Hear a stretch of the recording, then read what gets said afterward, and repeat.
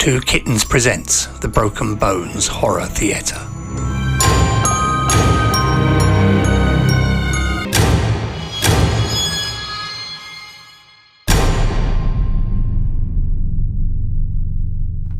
Today we bring you the second part of the Hexham Heads. Vicky has returned home after her West Country break with her mum.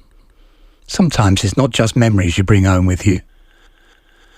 Lock the doors, check the windows, pull the curtains, and prepare for the concluding episode of the Hexham Heads. The rest of the holiday passes quite quickly, and before they know it, Vicky is waving goodbye to her mum before setting off for the rundown seaside town she calls home. Vicky drags her bags back to her apartment. She lives on the ground floor of her block, so getting the bags back in isn't too difficult. She dumps them in a pile by the door and goes to the kitchen to make herself a warm drink. Vicky looks at her phone. It's been a long drive and a long day, and she's absolutely done in. Yawning a couple of times, she gets undressed, pulls on her cotton nightie and gets into bed. For once, she isn't plagued by incessant indigestion and falls into a deep sleep. Abruptly, at 6:30 a.m, her alarm goes off. She's halfway into the shower before she remembers that she is still in fact on holiday and has no work for the next week. Relieved, she returns to bed and attempts to get back to sleep. Vicky does briefly drop off, but is woken suddenly by the sound of a loud thump. Startled, she lifts her head and looks at the clock. It's 9:30. Her head falls back onto the pillow. Although woken by the noise, she quickly forgets it. Finding her phone, she checks for messages. There's one from her mum. She'll read it later. Vicky takes the half-empty mug of leftover drink and gets out of bed. Shuffling and yawning, she makes for the kitchen.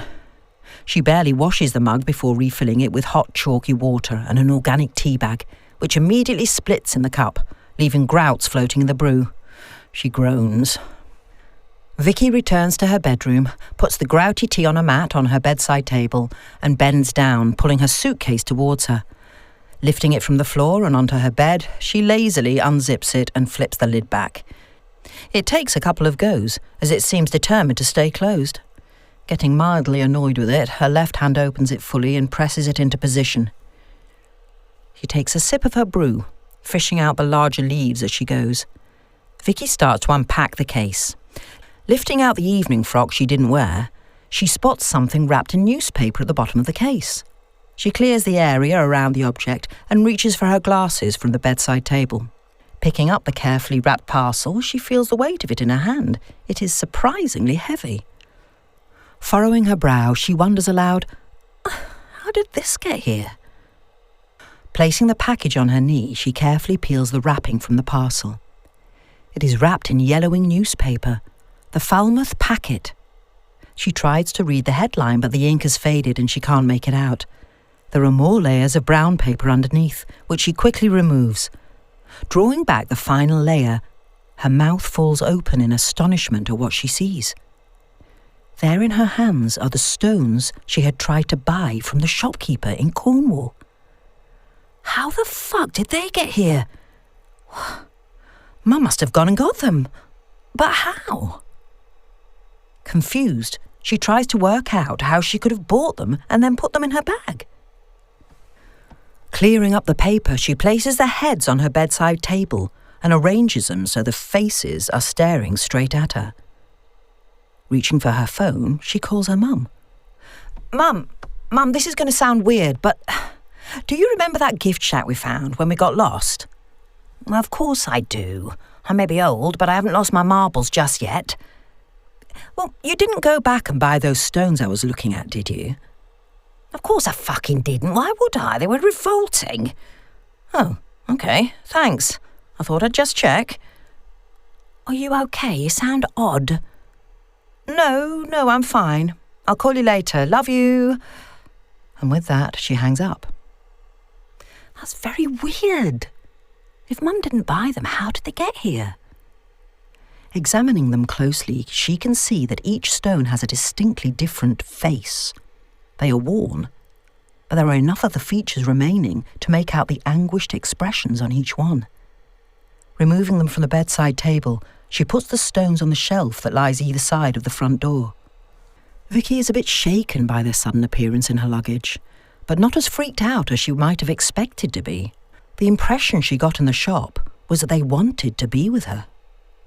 None of this was making sense. Somewhat unnerved, she runs herself a bath. And once the bath is half full, she takes off her nightie and gets in. The water is warm and feels good. Lathering her hair, she slips below the surface and begins the process of rinsing and conditioning her curly locks. From under the water, she hears the unmistakable sound of heavy footfall coming from inside her flat. Surfacing quickly, she wipes the suds and water from her eyes, only to see what looks like the back of a dark figure hastily exiting her bathroom. She jumps and almost inhales a great gulp of bathwater. What the actual fuck was that? She sits up and reaches for the towel beside the bath. She gets out, covers herself, and stands there dripping. She's not sure what to do at this point. Her phone is still in the bedroom, and she can't make it to the front door without going in the same direction as the shadow she thought she saw. Oh, don't be ridiculous, Vicky. It's the middle of the morning. No one is going to break in the middle of the morning. Get a grip of yourself and go and have a look. Gingerly, she pokes her head around the bathroom door. Still clutching her towel, she edges into the living room, passes the kitchen, and makes it into her bedroom. There is no one there. Her flat is empty. She checks the doors and the windows, all locked, tightly shut. Still damp, she struggles into her clothes. A shiver shoots through her. I just need to go for a walk, get some fresh air, that's all I need. Pulling her coat on, she sets out for the beach. Several hours later, she returns. It's a windy day. Her hair is quite wild now. It's been blown about so much. She takes off her coat and sits at her dressing table. Picking up a hairbrush, she begins to run it through her tangled hair, working at the knots and snags. Vicky automatically closes her eyes while doing this, as she always has, until she hears another odd noise. Not loud this time, but more of a snuffle, like something sniffing the air. She abruptly stops brushing and opens her eyes. Putting down the brush, she looks about her. Nothing. Getting up from the table, she looks through the doorway into the next room. Her eyes are drawn to the stones on the shelf. Have they moved? She advances towards them. Why, yes, they have moved a little. That must have happened when I shut the front door, she reasons. Straightening them out once more, she opens and shuts the door a few times. They don't move a millimetre. It must be that, she says to herself. Although she tries to ignore it, she can't quite fully convince herself of this. So taking the stones from the shelf, she opens the back door onto her courtyard garden. I'll just leave these out here for now, she thinks. Shutting the door behind her, she feels a little relief that at least they are not still in the flat. A year passes. The incident in the bathroom fades from her immediate recollection. Vicky is getting ready for the Christmas holidays. Her friend Colleen has come to stay. Park yourself in the spare room and I'll make some tea. Oh, have you got anything a bit stronger? It's been a long journey and I'm desperate for a ciggy. Where should I go? Vicky pops her head around the door. Wine okay? You bet. Ready if you've got it, please. No problem. The smoking area is through the living room and out the double doors. Make sure they're shut behind you. It's freezing out there. We've even had snow forecast this evening. Colleen picks up her fags and lighter and drags her woolly hat over her hair. Pulling her cardie tightly around her, she steps into the courtyard. Finding a seat, she perches on the edge and speed smokes her way through a tailor-made. It really is getting cold. As she stubs out the cigarette, she notices the two stones sitting on the retaining wall of the flower bed. She gets up and goes over to take a closer look at them. Picking first one, then the other up, she examines them closely. Despite the cold, they feel quite warm to the touch. Odd, she thinks to herself. She sets them down and heads back into the flat. Where did you get those stone carvings from? Oh, that's a good question. I'd almost forgotten about them. When I was in Cornwall with Mum last year, I came across them in this odd little shop at the end of a very rough single-track road. I tried to buy them, but the shopkeeper wouldn't sell them to me. In fact, he threw me out of the shop. The curious thing was, when I got home, they were carefully wrapped in a newspaper sitting in the bottom of my bag. I don't know how they got there. What? Well, don't you think that's a bit strange? Well, yes, of course I do, but what am I going to do about it? I can't post them back. I checked on maps, but there's no sign of the shop. There's no one to ask, other than Mum, and she swears blind it was nothing to do with her. They did creep me out a bit, so I put them in the garden and basically I forgot about them. Well, that would do more than creep me out, I can tell you. Do you know what they look like? Some poorly carved faces? Well, there's that. But they also look like the Hexham heads. You what? Colleen is a lecturer in history at Northumbria University. Vicky's ears prick up at this. The Hexham heads. They look like them. Not that I've ever seen them. No one has. Well, not for 40 years. The uni had them for a while. They ended up in the British Museum after that. Then they disappeared, and they haven't been seen since. Are they worth anything? Vicky jokes. Dunno, probably. It's not the value they're infamous for. Infamous? Vicky didn't like the sound of that. No, it's the story that comes with them that's the kicker. Have you had any strange events happen to you while they've been here? Why? Yes. Oh, I have actually. That's why they're out there. I thought I kept seeing things moving about in the flat. Things? Well, shapes. Dark shapes a couple of times, but nothing since they've been out there. Oh, that ties in with the story. Do I want to hear this? I don't know, do you? Well, you've started now. What's going on in my head can't be worse, so you might as well get on with it. OK, what about that wine? Vicky pushes a large glass of red into Colleen's hand. The Hexham heads were discovered by two children in the early 70s. They dug them up in their back garden in Northumberland. The family didn't think much of them and used them as doorstops. However, after a short while, there began a series of sightings. Sightings? What do you mean by sightings? Brace yourself, 'cause this is the spooky bit. There were sightings of a large, half-human, half-wolf-like creature that was said to stalk neighbouring houses, apparently looking for something. It was seen several times by several different people and upset the family and the boys so much that they offered them to a historian in Southampton. She bought them and added them to her collection. Not long after, she started to see things too. One night she came down to find a large wolf-like creature standing at the foot of the stairs.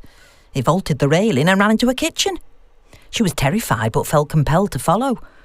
When she got to the kitchen, it was gone. Vicky was looking quite anxious at this point, but Colleen continued. It happened a couple more times until she decided that she didn't want them in her house anymore.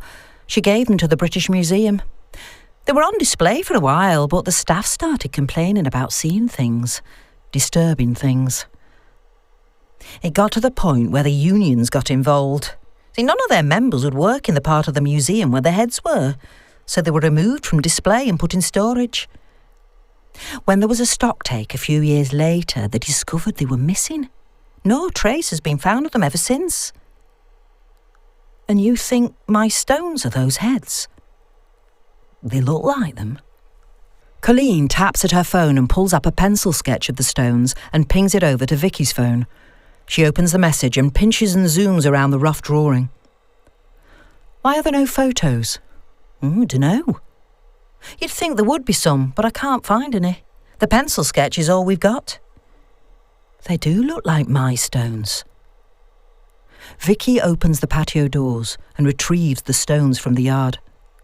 She sets them on the table and holds her phone up beside them. Oh, crap. They really do look like them. I'm going to take some photos. She takes about a dozen photos from all angles. What am I going to do with them now? Well, they might be worth something. They've been missing for quite a while, and there are people who'll pay very good money for these. I can take them for you. I know a few collectors. They're always buzzing around the history department, trying to get opinions on things they've unearthed. You shouldn't have any trouble shifting them. Vicky gladly hands them over to Colleen. Colleen picks some socks out of her case and carefully drops one stone in each of them. She wraps more clothes around them and packs them away. Thank you, Colleen. Oh, I'll be glad to see the back of them, to be honest. I've never liked them. They make me feel uncomfortable. And after what you've just told me, I really don't want them here. You're okay to take them. Aren't you bothered by the stories? Well, I'm going to take them straight to the uni.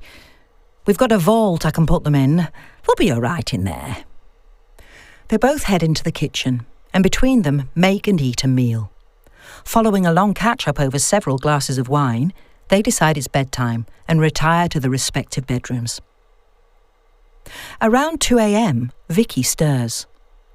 Advancing age has meant that she now must go for a piss at least once a night. She lies there, hoping the sensation will fade away, except it doesn't. Bowing to the inevitable, Vicky slides out of her warm bed and into the freezing air of her bedroom. Pulling the curtain aside, she looks out onto the street. The snow has really come down in the last few hours, and it's laying quite thickly on the ground. She holds herself to try to keep warm and heads for the bathroom. Only she doesn't get that far. From Colleen's room, she hears snuffling and scratching. She cocks her head to see if she can identify the noise. No, she can't.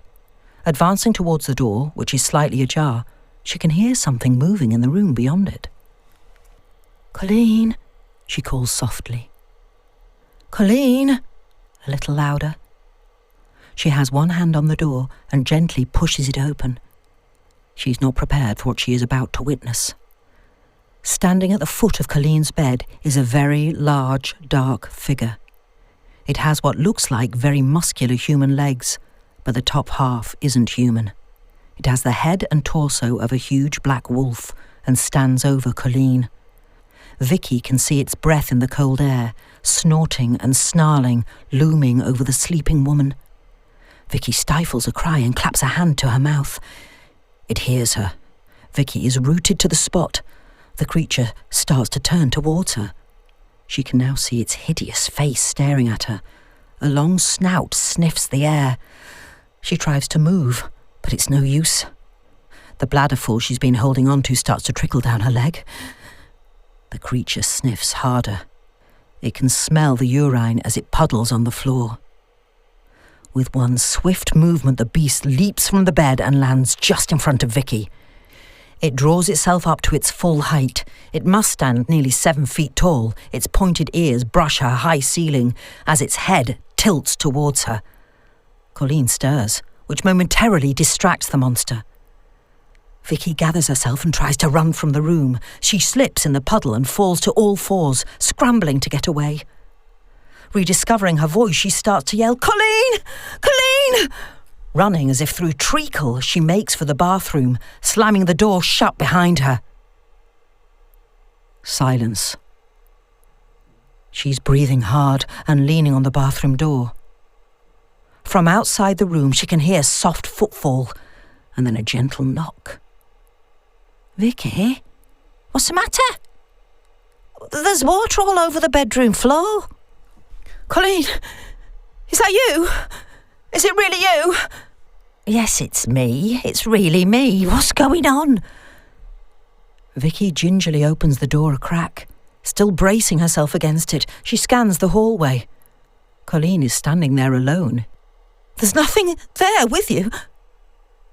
No, of course not. Are you okay? Vicky opens the bathroom door. Her nightdress is soaking and she's obviously terrified. Christ! Look at the state of you. What's the matter with you? Did you have a bad dream? Shit, let's get you cleaned up. Colleen takes Vicky in hand and gets her in the shower. She rummages in her cupboard and finds another nightdress. All the while, Vicky recounts the events she has just witnessed. Oh, Vicky, I wish I'd never told you about the bloody heads now. It's just a wild story. You're having a nightmare. Look, There's nothing here. Vicky dries herself and puts on the nightie Colleen has found for her. Hand in hand, they both go round the flat together and double-check. No monsters there. Colleen cleans the floor up, and they both go to Vicky's bedroom. Don't leave me alone, Vicky pleads. So they both get into her double bed and attempt to see the night out. Sometime around 5 a.m, they both manage to drift off to sleep.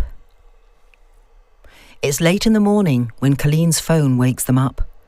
Her father has been taken ill, and she'll have to go that afternoon. Oh, I'm sorry about your dad. And this might not seem appropriate, but will you still take the stones with you? Please. Yes, they're in my bag, see? She shows her the socks where she's stored the stones. Oh, thank God. Are you sure you're okay taking them? That story and last night has made me so I don't even want them in the garden now. Please take them away. I don't want anything more to do with them. I'll take them, okay. Try not to think much about them. You had a bad dream, they happen. I blame myself for getting you rattled in the first place. Colleen packs up her things and Vicky drives her to the station. They embrace. Colleen turns and waves as she makes her way towards the train. I hope your dad's okay. Keep me posted, she calls after her. Vicky feels a little silly now. It probably was a dream, and Colleen's father being unwell was more real and pressing than her ridiculous, overactive imagination. 2 days later, it's Christmas Eve. Vicky has put the incident with Colleen out of her head, or tried to, and is instead concentrating on her last-minute Christmas shopping. Snow is still coming down. It has transformed the dreary streets into a slippery wonderland. Some of the steeper hills have some grit on them, and she is fortunate hers is one of them. Arriving at her door, struggling with her shopping, she tries to find her key. At that moment, her phone rings. Not now, Mum, she says to herself. Her phone is actually to hand, so she pulls it out and looks at who's calling her. It's Colleen. Oh no, I hope it's not about her dad. Locating her key, she lets herself into her flat and abandons the parcels in the hall. The phone is still ringing. She answers it. Hi, Colleen, it's not your dad, is it? Hi, no, he's getting better, thanks. That's not why I'm calling you. What? I don't want to alarm you, but I can't find the stones. What? What do you mean? The stones. They weren't in my bag when I got home. I was going to call you earlier, but what with the business with Dad, I didn't get a chance. Are they still at yours? What? No, they're not here. She quickly scans the room. No, not here. That's fucking strange. Well, forget I said anything. I don't want it to give you another nightmare. Vicky gives a nervous laugh. Are you okay? You don't sound right. No, I'm fine, just as long as they aren't here, I'm fine. I'm off to Mum's tomorrow for a couple of days, so I've only got tonight here on my own. OK. I'm sure they must be here somewhere. I'll take another look. We both saw them in my bag, didn't we? Yes, we did. I hope your dad keeps improving. Send him my love and happy Christmas. Yeah, straight back at you. Send me love to your mum. We must meet up again soon. And no bad dreams this time, eh? Colleen hangs up. Vicky has a good look around her flat just in case. No, the stones definitely aren't there. She feels relieved and starts to run a bath.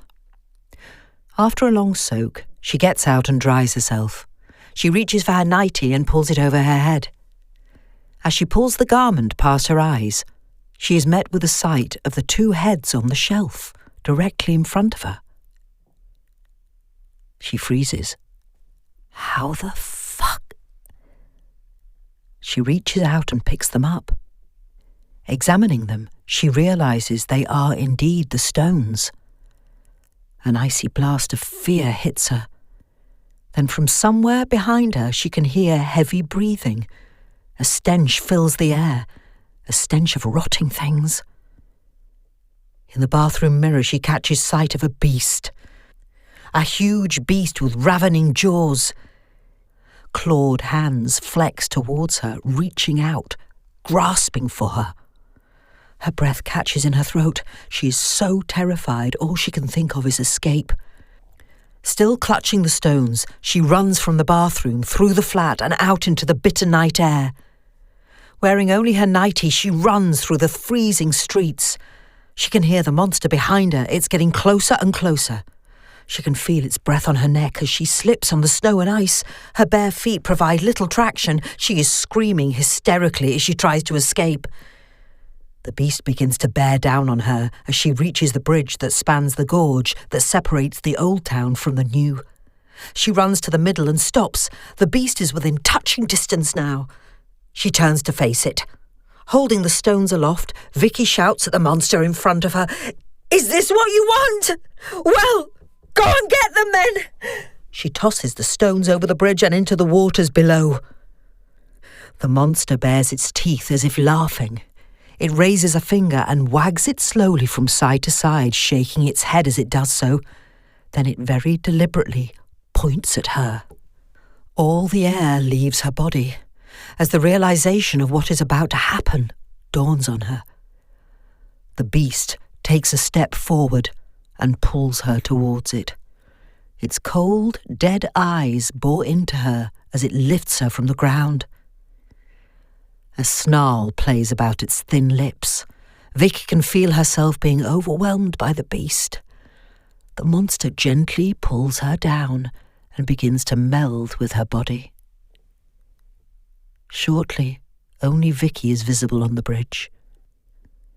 In a last act of human defiance, Vicky steps over the railing and is about to throw herself from the bridge and into the roiling water below when from behind her she hears a voice.